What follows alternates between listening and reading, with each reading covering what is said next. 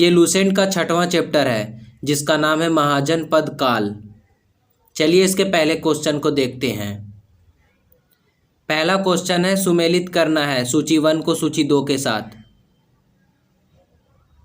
इसका सही आंसर हो जाएगा ए का चौथा, बी का पहला, सी का दूसरा और डी का तीसरा।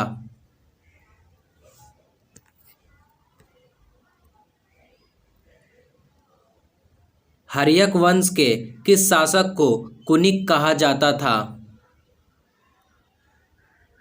अजातशत्रु। किस शासक ने गंगा एवं सोन नदियों के संगम पर पाटलिपुत्र नामक नगर की स्थापना की? उदयन।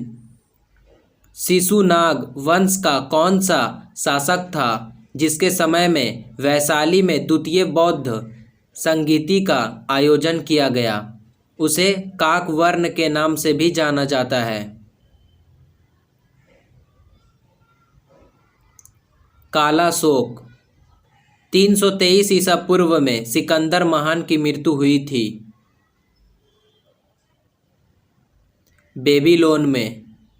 सिकंदर महान एवं पोरस यानी पुरु की सेनाओं ने निम्नलिखित में से किस नदी के आमने सामने वाले तटों पर पड़ाव डाला हुआ था?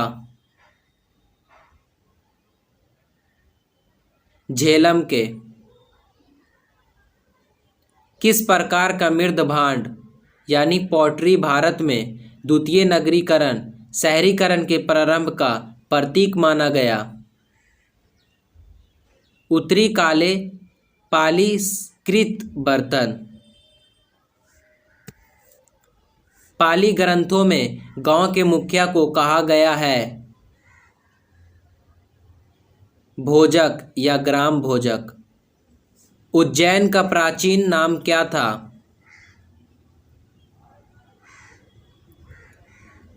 इसका सही आंसर हो जाएगा ऑप्शन नंबर ए। नंद वंश का संस्थापक कौन था? महापद्मनंद। ग्रीक यूनानी लेखकों द्वारा किसे अग्रमीज यानी जैंड्रमीज कहा गया? घनंद। प्राचीन भारत में पहला विदेशी आक्रमण किनके द्वारा किया गया? ईरानियों द्वारा। प्राचीन भारत में दूसरा विदेशी आक्रमण एवं पहला यूरोपीय आक्रमण किनके द्वारा किया गया? यूनानियों द्वारा। ईरान के हखमनी वंश के किस शासक ने भारतीय भूभाग को जीतने के बाद उसे फारस साम्राज्य का 20वां प्रांत बनाया?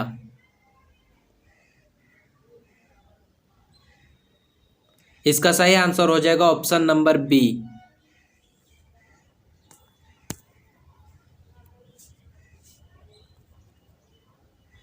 डायडेस्पस या विस्तता आधुनिक नाम झेलम का युद्ध 326 बीसी किन किन शासकों के बीच हुआ?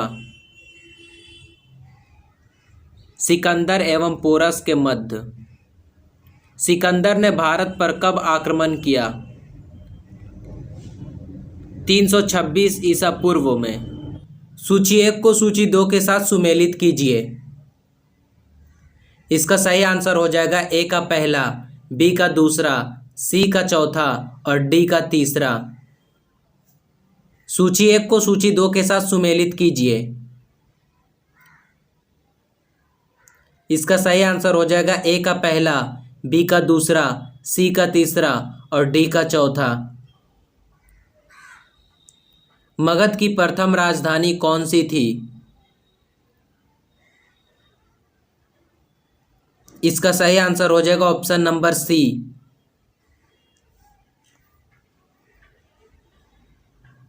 किस शासक द्वारा सर्वप्रथम पाटलिपुत्र का राजधानी के रूप में चयन किया गया? उदयन द्वारा। 16 महाजनपदों की सूची उपलब्ध है। इसका सही आंसर हो जाएगा ऑप्शन नंबर बी। निम्नलिखित में से मगध का कौन सा राजा सिकंदर महान का समकालीन था? इसका सही आंसर हो जाएगा ऑप्शन नंबर बी।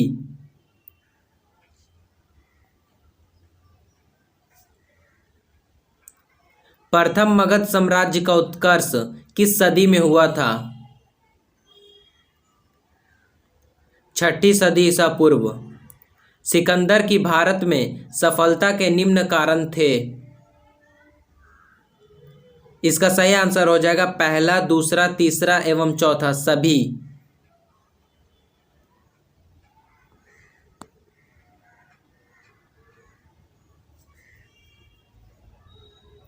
सूची 1 को सूची 2 के साथ सुमेलित करना है।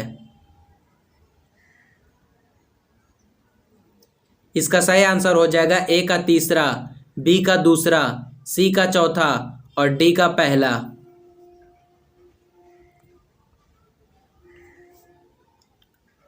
अभिलेखीय साक्ष्य से प्रकट होता है कि नंद राजा के आदेश से एक नहर खोदी गई थी। कलिंग में पहला ईरानी शासक जिसने भारत के कुछ भाग को अपने अधीन किया था? डेरियस। मगध के राजा अजातशत्रु का सदैव किस गणराज्य के साथ युद्ध रहा? इसका सही आंसर हो जाएगा ऑप्शन नंबर ए। वज्जी संघ के विरुद्ध मगध राज्य के किस शासक ने प्रथम बार रथ मूसल, एक ऐसा रथ जिसमें गदा जैसा हथियार जुड़ा था, तथा महाशिला कंटक, पत्थर फेंकने वाला एक युद्ध यंत्र नामक गुप्त हथियार का प्रयोग किया? अजातशत्रु।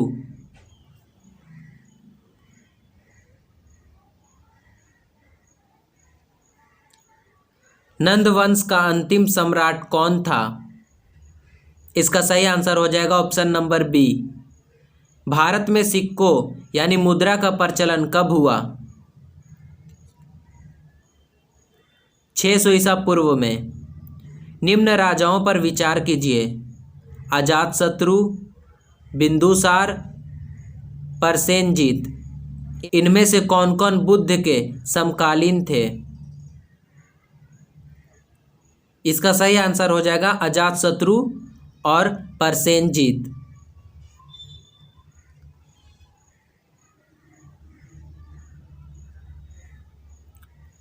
छठी सदी ईसा पूर्व के दौरान बड़े राज्यों के उदय का मुख्य कारण क्या था?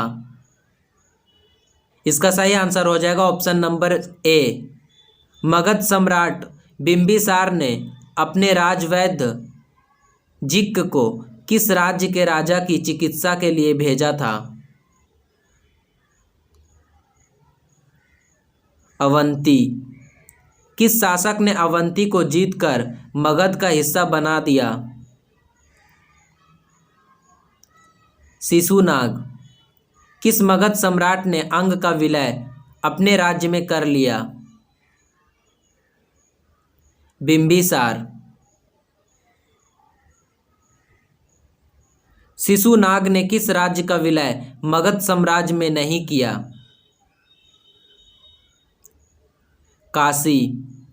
काशी और लिच्छवी का विलय मगध साम्राज्य में किसने किया? अजातशत्रु। मगध साम्राज्य के बारे में कौन सही नहीं है? इसका सही आंसर हो जाएगा ऑप्शन नंबर डी, इनमें से कोई नहीं।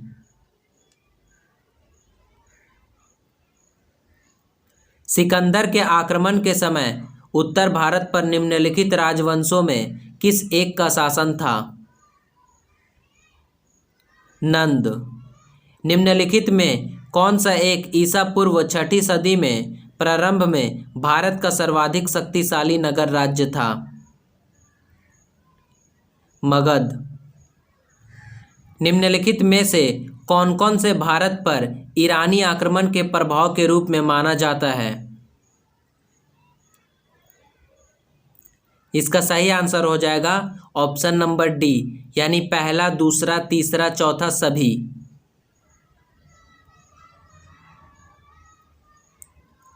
निम्न में से कौन सा एक सिकंदर के आक्रमण का प्रभाव नहीं था? इसका सही आंसर हो जाएगा ऑप्शन नंबर डी। निम्नलिखित में से किस राज्य में गणतंत्रात्मक शासन व्यवस्था नहीं थी? मगध। निम्नलिखित में से किसे सेनिया यानी नियमित और अस्थायी सेना रखने वाला कहा जाता था? बिंबिसार। निम्नलिखित में से किसे उग्रसेन यानी भयानक सेना का स्वामी कहा जाता था? इसका सही आंसर हो जाएगा ऑप्शन नंबर ए। डेरियस यानी दारय बाहु वन ने 516 बीसी में सिंधु के तटवर्ती भूभाग को जीतकर उसे ईरान का 20वां क्षत्रपी यानी प्रांत बनाया। उससे कितना राजस्व प्राप्त होता था? इसका सही आंसर हो जाएगा 660 टैलेंट। निम्नलिखित में से कौन सिकंदर के साथ भारत आने वाला इतिहासकार नहीं था? हेरोडोटस। महाजनपद काल में श्रेणियों के संचालक को कहा जाता था? श्रेष्ठीन। गृहपति का अर्थ है धनी किसान। मगध के किस प्रारंभिक शासक ने राज्यारोहण के लिए अपने पिता की हत्या की एवं इसी कारणवश अपने पुत्र द्वारा मारा गया? अजातशत्रु। विश्व का पहला गणतंत्र वैशाली में किसके द्वारा स्थापित किया गया?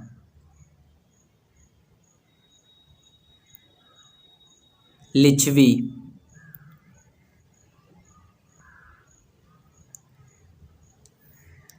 सूची 1 को सूची 2 के साथ सुमेलित करना है। इसका सही आंसर हो जाएगा ए का चौथा, बी का तीसरा, सी का पहला, डी का दूसरा। निम्न में से कौन एक बौद्ध ग्रंथ 16 महाजनपदों का उल्लेख करता है?